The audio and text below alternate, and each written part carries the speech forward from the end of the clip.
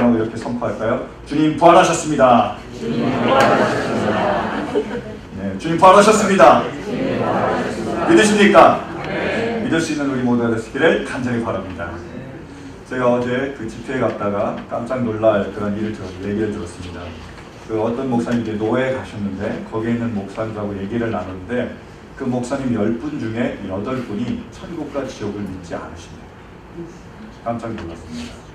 목사님이 10분 중에 8분, 그러니까 2분만 천국과 지옥을 믿는다면 성도님들은 어떠실까요? 여러분, 천국과 지옥이 실제로 있음을 믿으십니까? 믿으세요? 여러분, 부활이 있음을 믿으십니까? 믿으세요? My children, you guys, listen to me. Do you believe in heaven and hell? Yes or no? If you believe yes, raise your hand. If you don't believe, raise your hand. Okay. If you don't understand me, raise your hand. How do you 이해를 못하면 어떻게 손을 들었어? 여러분, 부활을 믿을 수 있는 우리 모두가 되시기를 간절히 바랍니다. 왜 중요한지 아세요? 부활에는 많은 유익이 있지만 부활이야말로 모든 절망 가운데서 이겨낼 수 있는 힘이 될 수 있기 때문입니다. 사랑하는 성도 여러분, 우리가 부활을 믿음으로 모든 절망에서 헤쳐나올 수 있는 우리 모두가 될 수 있기를 간절히 축원합니다. 여러분, 지금 우리나라는 슬픔에 잠겨 있습니다. 그죠? 세월호 사건으로 어떻게 제주도 가는 여객선이 침몰을 해가지고 지금 52명의 사람이 목숨을 잃었고 지금 250명의 생사가 불분명합니다. 그래서 구조 작업이 들어가서 많은 사람들 구조해 보려고 애를 쓰고 있어요.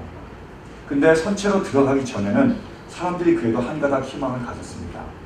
들어가기만 하면 한 사람이라도 살아난 사람이 있겠지. 그래서 들어갔습니다. 근데 더 절망이 되는 거예요. 왜요? 시체만 발견할 수 있기 때문에. 한 가닥 남은 희망마저도 지금 절망으로 변해가고 있습니다. 이것이 지금 현실이에요. 그래서 많은 사람들이 슬픔과 그리고 원망과 그리고 절망 가운데 있습니다. 슬픔에 잠겨있다. 근데 그러한 슬픔과 절망이 성경에도 나와 있습니다. 그러한 슬픔과 절망을 가진 사람들의 이야기가 성경에 소개되고 있어요. 그것이 바로 나사로와 마리아와 마르다의 이야기입니다. 베다니에 예수님이 사랑하시던 나사로와 마르다 마리아가 있었습니다. 근데 그 가족의 희망인 유일한 남자인 나사로가 아팠어요. 근데 예수님과 친하기 때문에 사람을 보냈습니다. 예수님 빨리 오셔서 우리 나사로를 좀 살려주세요. 근데 기다렸는데 예수님이 오지 않으세요. 기다렸는데 예수님이 오지 않으십니다. 그러다가 어떻게 되죠? 나사로가 죽어버립니다. 그제서야 예수님이 오시는 거예요. 그래서 원망이 섞인, 절망이 섞인 목소리로 마리아가 예수님께 얘기합니다. 주님이 여기에 계셨더라면 내 오라비가 죽지 않았을 것입니다. 얘기합니다. 오늘 본문 말씀도 이와 유사한 절망에 빠진 두 사람의 이야기가 소개되고 있습니다. 우리 말씀 한번 보실까요? 13절입니다. 시작. 마침 그날에 그들 가운데 두 사람이 예루살렘에서 한 30리 떨어져 있는 엠마오라는 마을로 가고 있었다. 지금 본문에 엠마오로 가는 두 사람의 그 이야기가 소개되고 있습니다. 근데 그 사람들이 지금 어떤 가운데 있었다고요? 절망 가운데, 슬픔 가운데 있었습니다. 17절 말씀 보실까요? 시작. 예수께서 그들에게 물으셨다. 당신들이 걸으면서 서로 주고받는 이 말들은 무슨 이야기입니까? 그들은 침통한 표정을 지으며 걸음을 멈췄다. 그들이 어떻게 보였다고요? 침통하게, looking sad. 슬픔과 절망 가운데 있었습니다. In sorrow and in fear and in despair. 그 가운데 있었다는 거예요. 왜 그랬을까요? 그게 20절과 21절에 이유가 나와 있습니다. 보실까요? 20절, 21절. 시작. 그런데 우리의 대제사장들과 지도자들이 그를 넘겨 주어서 사형 선고를 받게 하고 십자가에 못 박아 죽였습니다. 우리는 그분이야말로 이스라엘을 구원하실 분이라는 것을 알고서 그분에게 소망을 걸고 있었던 것입니다. 그뿐만 아니라 그런 일이 있은 지 벌써 사흘이 되었는데 그들은 믿었습니다. 소망을 가졌어요. 뭐를요? 예수님께서 이스라엘을 구원하실 거라는 소망을 가지고 있었어요. 예수님을 따라갔습니다. 간절히 바라고 있었어요. 근데 예수님이 어떻게 되셨다고요? 십자가에 달려 돌아가셨습니다. 소망이 끝난 거예요. 그래서 그들이 절망에 빠졌습니다. 더 이상 예루살렘에 머물 수 없었어요. 그래서 엠마오로 가버린 거예요. 그것이 오늘 본문이 보여주는 두 사람의 모습입니다. 여러분, 혹시 우리도 지금 이런 절망 가운데 있는 것은 아닙니까? 하나님을 향한 소망과 우리가 가진 간절한 한 가닥의 희망을 붙들고 있었는데 이것마저도 지금 흔들리며 이것마저도 우리가 놓쳐버린 것은 아닙니까? 그래서 우리가 절망 가운데, 슬픔 가운데, 분노 가운데 있는 것은 아닙니까? 사랑하는 성도 여러분, 이제 그 절망에서 헤어나올 수 있길 간절히 바랍니다. 다시 한번 우리가 희망을, 소망을 붙들 수 있게 되길 간절히 바랍니다. 여러분, 우리는 어떻게 하면 이 절망에서 벗어나올 수 있습니까?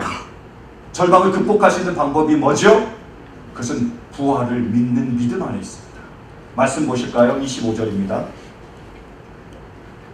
25절이요. 시작. 예수께서는 그들에게 말씀하셨다. 어리석은 사람들입니다.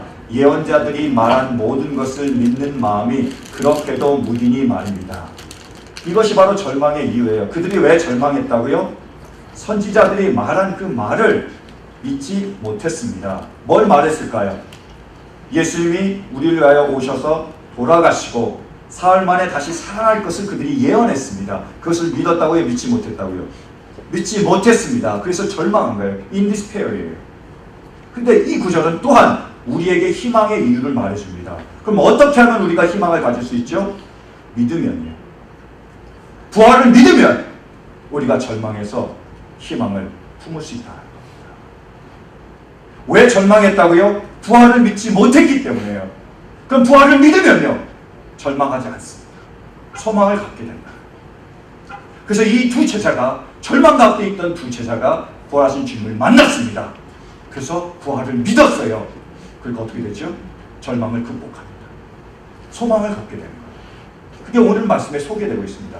33절부터 35절까지 보실까요?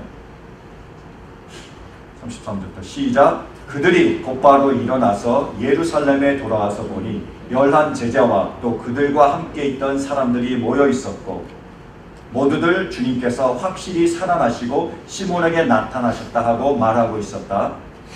그래서 그 두 사람도 길에서 겪은 일과 빵을 떼실 때에 비로소 그를 알아보게 된 일을 이야기하였다. 아멘. 그들이 부활을 믿었습니다. 그러니까 어떻게 했죠? 다시 예루살렘으로 돌아가는 거예요. 왜 돌아갔죠? 주님이 부활하셨다는 것을 알기 위해서 돌아갔습니다. 너무 기뻐서, 너무 희망이 차서 그것을 알리려고 돌아간 거예요. 근데 재밌는 일이 벌어졌어요. 예수님 부활했다고 알리려고 딱 예루살렘에 딱 돌아가니까 어떤 일이 벌어지죠? 거꾸로 거기 있는 사람들이 부활했다고 그 사람들이 얘기하는 거예요. 다들 지금 어디에 차 있습니까? 무엇에 차 있죠? 희망에 차 있는 거예요. 여러분, 지금 두 제자에게서 무엇이 보입니까? 절망이 보이십니까? 희망이 보이십니까? 뭐가 보이세요? 이들이 절망 가운데 빠져있다고 생각이 되십니까? 아니면 희망에 지금 벅차오른다고 생각하십니까? 희망이 보여요. 절망을 희망으로 바꾼 것이 뭐지요? 부활입니다. 믿음입니다. 부활을 믿을 때에 하나님 우리를 절망에서 건지십니다. 지금 우리에게 하나님이 베푸시고 하는 은혜가 저는 이것이라고. 그래서 우리에게 이 말씀을 주셨다고 믿습니다. 여러분, 절망 가운데 있습니까? 그렇다면 부활에 대한 믿음을 붙잡으시기 바랍니다. 그래서 희망으로 나아가는, 소망을 품고 나아가는 우리 모두가 되시기를 간절히 축원합니다. 여러분, 우리에게 소망이 있습니다. 부활이 있기 때문에요. 이것을 붙드실 수 있길 간절히 바랍니다. 저는요, 부활을 생각할 때마다 묵상하는 말씀이 있습니다. 그게 제가 요한복음 11장에 한번 보실까요? 요한복음 11장 25절부터 시작. 예수께서 가라사대 나는 부활이요 생명이니 나를 믿는 자는 죽어도 살겠고 무릇 살아서 나를 믿는 자는 영원히 죽지 아니니 이것을 내가 믿느냐. 아멘. 놀라운 말씀 아니에요? 주님이 말씀하십니다. 내가 곧 뭐요? 부활이요 생명이니 나를 믿는 자는 죽어도 살겠고 살아서 나를 믿는 자는 영원히 죽지 않는데요. 말씀이 우리에게 전하고 있습니다. 예수님이 부활이고 생명이니까 믿으면 살겠다는 거예요. 근데 이 말씀은 세 가지의 믿음을 실은 보여주고 있어요. 첫 번째 믿음, 뭐죠? 부활이 없다는 믿음입니다. 안 나와요. 말할 필요도 없습니다. 두 번째 믿음, 뭐죠? 죽으면 부활한다는 겁니다. 죽음과 부활이 있습니다. 세 번째 믿음은요, 영원히 죽지 않는 겁니다. 죽음을 통한 부활이 연결되는 거예요. 다시 말할까요? 쉽게 설명하면 첫 번째 믿음은 뭐냐? 천국이 없다라는 믿음이에요. 이 세상밖에 없다는 겁니다. 두 번째는요, 천국은 있습니다. 그건 믿어요. 이 세상도 믿습니다. 둘 다 믿는데 문제는 뭐냐? 단절되어 있습니다. 죽음으로. 그래서 두 가지가 나옵니다. 첫 번째 사람은 어떻게 하느냐? 나는 천국이 있다는 걸 믿어. 근데 뭘 위해서 살아가죠? 이 세상만을 위해서 살아가는 거예요. 단절되어 있어요. 두 번째는요, 천국이 있다는 걸 믿습니다. 그것만 위하여 살아가는 거예요. 그래서 이 세상은 필요 없다. 단절이 되고. 세 번째 믿음은 뭐죠? 이 세상과 천국이 연결이 됩니다. 이 세상에서 천국의 소망을 가지고 살아가는 거예요. 연결이 되는 겁니다. 뭘로요? 믿음으로, 소망으로 연결이 되는 거예요. 예를 들어볼까요? 나사로의 예를 들어보겠습니다. 여러분, 나사로가 죽었다가 다시 살아났습니다. 며칠 만에요? 4일 만에요. 죽었다가 나사로가 다시 살아났어요. 그러면 죽기 전에 나사로하고 죽은 다음에 부활한 다음에 나사로하고 같은 나사로일까요? 다른 나사로일까요? 같은 사람입니까? 다른 사람입니까? 같은 사람입니다. 그러면 죽기 전에 그 나사로가 누리는 거하고 죽고 난 다음에 나사로가 누리는 거하고 다른 사람이 누리고 있습니까? 똑같은 사람이 누리고 있습니까? 같은 사람이 누리는 겁니다. 역시 우리 교회는 참 총명하십니다. 여러분, 죽기 전에 나는 윤혁인데 죽고 난 다음에 여분형으로 바뀝니까? 아니면 쇠만으로 바뀌어요? 아닙니다. 내 영혼은요, 변함이 없는 거예요. 죽음 이전이나 죽음 이후나 똑같습니다. 연결이 됐습니까? 끊어져 있습니까? 연결이 돼요.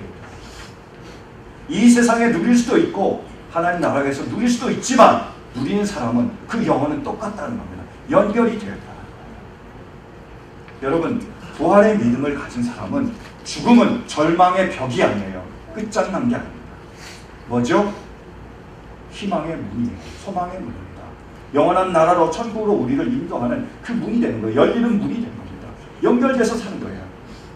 여러분, 부활을 믿으면요, 하나님 나라를 믿으면요, 이 땅에서 이루어져도 되고요, 하나님 나라에서 이루어져도 됩니다. 왜요? 연결돼 있잖아요. 같은 영혼이잖아요. 그러니까 이 땅에서 이루어지지 않아도 절망하지 않습니다. 왜요? 하나님 나라에서는 반드시 이루어질 것이기 때문에. 그래서 어떻게 된다고요? 이 땅에서 저 하늘나라의 소망을 품고 살아가게 됩니다. 연결된 믿음. 이게 부활의 믿음입니다. 하나님의 은혜라는 책을 쓴 제랄드 시처라는 종교 철학자가 있습니다. 철학 교수가 있습니다. 이분이요, 하루는 정말 큰일을 당하셨어요. 교통사고가 나가지고 이분의 어머니와 아내와 사랑하는 딸이 죽었습니다. 한날 한시에. 얼마나 슬프겠습니까? 얼마나 절망스럽겠어요. 그래서 너무 슬퍼하며 원망하며 절망 가운데 있다가 간절히 기도하며 하나님의 말씀을 붙잡으며 고뇌하는 중에 그가 하나님 나라에 대한 소망을 붙잡고 부활에 대한 믿음을 붙잡기 시작했어요. 그래서 어떻게 됐느냐? 그 절망을 이겨낸 거예요. 그래서 승리하며 그 나라를 살아가기 시작했습니다. 근데 하루는 그 아들이 물어봤어요. 8살 난 아들이요. 자기 아버지한테요. 아빠, 우리 엄마가 천국에 있어요? 물어봤어요. 있다고 얘기했습니다. 믿음은 있었으니까요. 주님을 믿었으니까요. 근데 이렇게 질문한 거예요.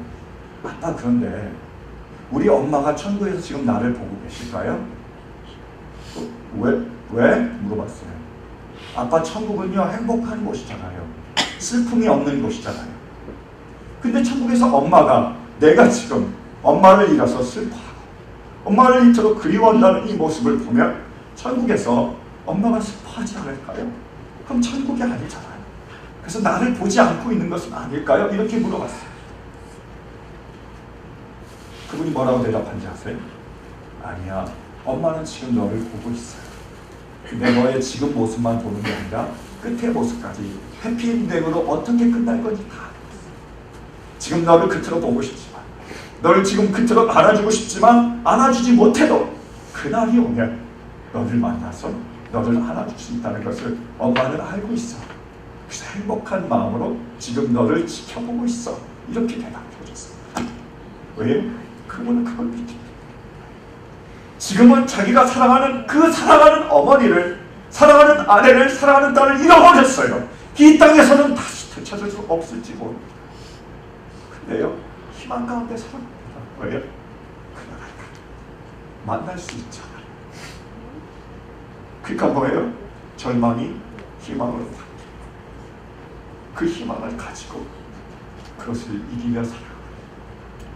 이게 부활의 믿음을 가진 사람이 하나님이 주시는 은혜입니다. 그러므로 사랑하는 여러분, 간절히 원할 것은 부활에 대한 믿음을 가질 수 있는 우리 모두가 되시기를 간절히 바랍니다. 이렇게 딱 설명을 하면요, 세 종류의 사람으로 나뉘더라고요. 첫 번째, 이해가 안 된다는 거예요. 무슨 말 하는지 이해가 안 된다는 거예요. 내가 물어볼까요? My sons and daughters, do you understand what I'm saying? Brian, do you understand what I'm saying? Wow. Okay, how about you? You understand what I'm saying? 미안해, 내 영어가 이 정도밖에 안 돼서 그러니까 설명이 안 된다. 나중에 집에 가서 물어봐라 제발. 이해가 안 되는 거예요. 두 번째는요, 이해는 돼요. 내 마음으로 믿어지지 않아요. 그래서 이 땅을 살면서 하나님의 나라는 나를 마음으로 살기가 어렵습니다. 안 되는 거예요. 세 번째는요, 이해도 되고 믿어지기도 합니다. 그러니까 어떤 절망 가운데서도 천국의 소망을 바라보며 그걸 품고 살아요. 저는 우리 모두가 세 번째 사람이 될 수 있기를 간절히 바랍니다. 근데 안 믿어지는 걸 어떡하냐고요, 그죠? 나도 믿고 싶은데요, 안 믿어지는 걸 어떡하냐고. 어떤 분이 그러시더라고요. 안 믿어지는 걸 어떡하냐고. 여러분, 믿을 수 있는 방법을 오늘 성경은 우리에게 밝혀주고 있습니다. 믿고 싶으십니까?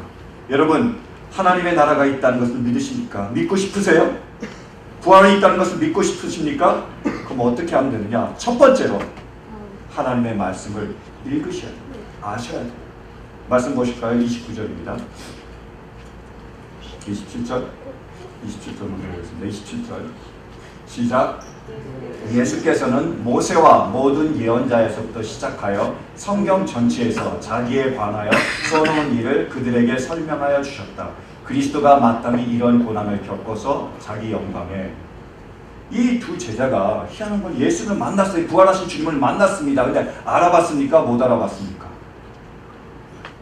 못 알아본 거예요. 눈이 가려져 있다. 못 알아본 거예요. 그럼 부활을 믿었습니까? 믿지 못했습니까? 못 믿었습니다. 만났는데 못 믿는, 부활하신 주님을 만났는데 봤는데 못 믿는 거예요. 그래서 주님이 그에게 믿음을 주시는 방법을 제시하기 시작합니다. 첫 번째로 어떻게 하셨다고요? 성경 전체를 설명해 주셨어요. 창세기만이 아니라 마태복음만이 아니라 성경 전체를 알려주셨습니다. 이것이 우리에게 필요합니다. 여러분, 우리가 믿음을 얻기 위해서 뭐가 필요하다고요? 말씀을 읽으셔야 돼요. 날마다 말씀을 읽으셔야 돼요. 창세기부터 요한계시록까지 누구 중심으로요? 예수님 중심으로 읽으셔야 돼요. 읽으셔야 되는 거예요. 읽을 때 우리에게 믿음이 생길 줄로 믿습니다. 두 번째는 어떻게 해야 되죠? 읽고 난 다음에 말씀을 붙잡아야 됩니다.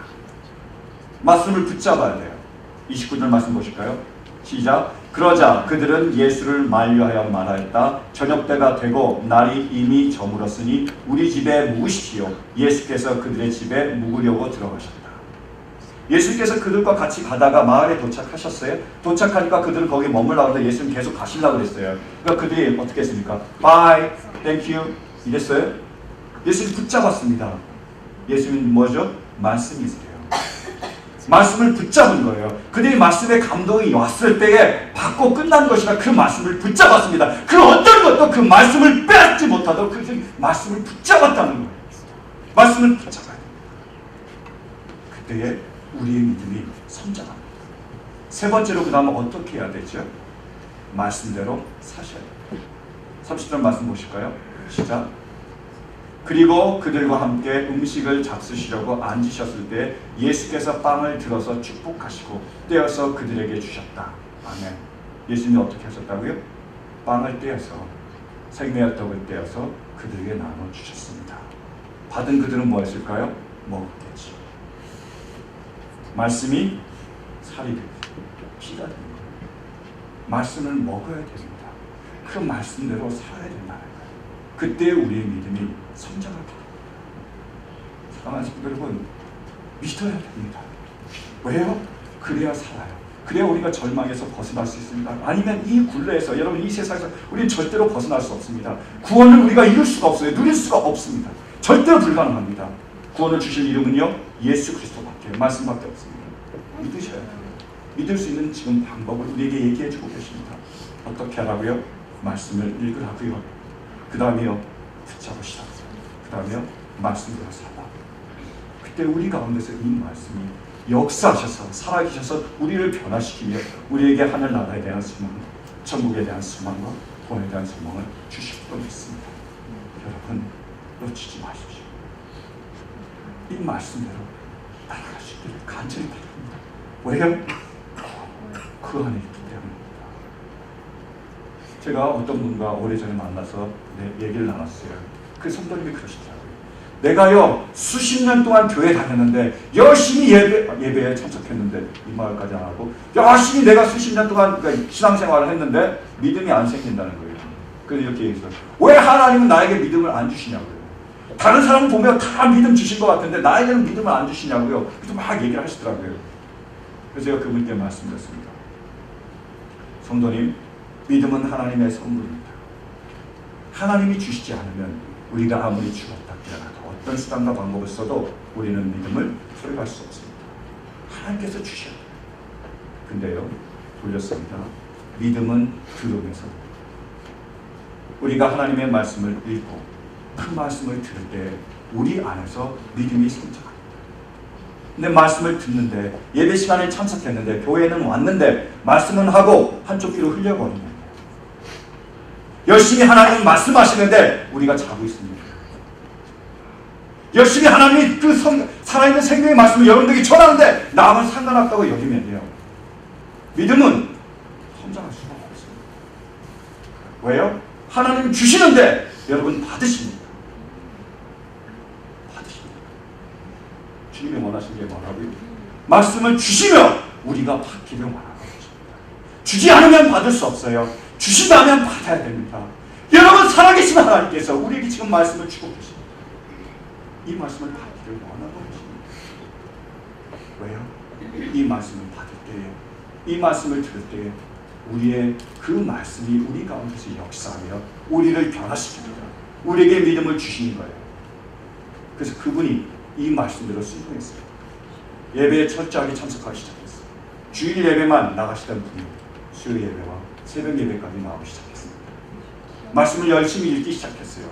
시간을 내서 쪼개면서 말씀을 읽기 시작했습니다. 질문할까요?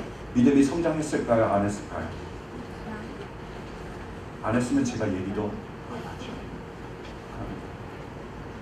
반드시 성장. 왜요? 진리가 우리에게 그걸 증명하고 있잖아요. 여러분, 제가 여러분에게 말씀하고 있습니까? 들으면 믿음이 생긴다고요? 믿음은 들음에서 난다고요? 들음은 하나님의 말씀으로 말미암다고 제가 여러분에게 얘기하는 건가요? 아닙니다. 진리가 우리에게 증명합니다. 믿음은 하나님의 선물이지만 믿음은 들음에서 우리가 그 말씀을 읽을 때에, 받을 때에, 그 말씀대로 살 때 우리 안에 믿음이 성장할 줄 믿습니다.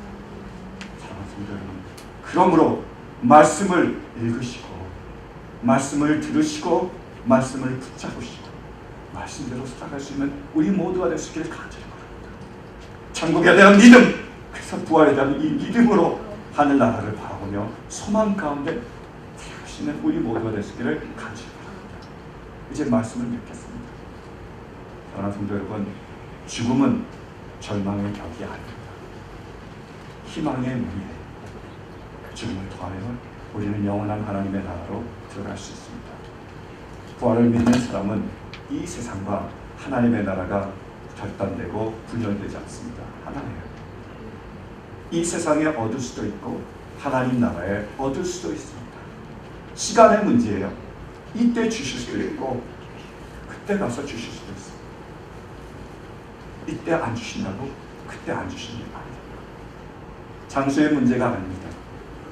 장소의 문제, 그죠? 여기서 주실 수도 있고 그곳에서 주실 수 있다. 여러분, 왜 이 땅에서만 다 이루어지죠? 이 땅에서만 다 이루어지기만 하세요? 이 세상의 전부입니까?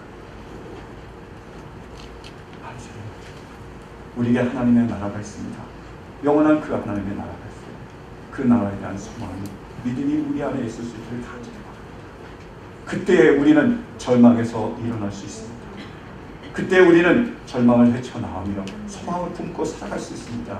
그 모든 절망 가운데서도 감사함으로 하나님께 영광을 돌리며 아버지께 나올 수 있습니다. 하나님 그러한 은혜를 우리에게 내려주시기를 원하고 계십니다. 비행기가 구름 아래에 있었을 때는 큰 풍파를 만날 수 있습니다. 폭풍우 가운데 정말로 어렵고 힘든 그러한 그 일들을 겪을 수 있습니다. 그런데 구름 위로 넘어가면 더 이상의 폭풍은 없습니다. 더 이상의 비바람은 없어요. 주님은 우리가 하나님의 나라에 대한 이 소망을 가지고 하나님이 주시는 평안을 누리고 살아가기를 원하십니다. 사랑하는 여러분, 간절히 원하기는 이 시간 그러한 하나님의 나라에 대한 믿음과 부활에 대한 믿음이 우리 안에 있을 수 있기를 간절히 바랍니다. 이런 은혜가 우리 가운데 임함으로 어떠한 절망 가운데서도 여러분 희망으로 다시 일어서시는, 어떠한 슬픔 가운데서도 다시 웃으며 아버지께 감사함으로 돌아서시는 우리 모두가 되시기를 간절히 축원합니다. 아멘. 지금 이제 성찬 예식 학교가 옵니다. 천천히 나와주시고.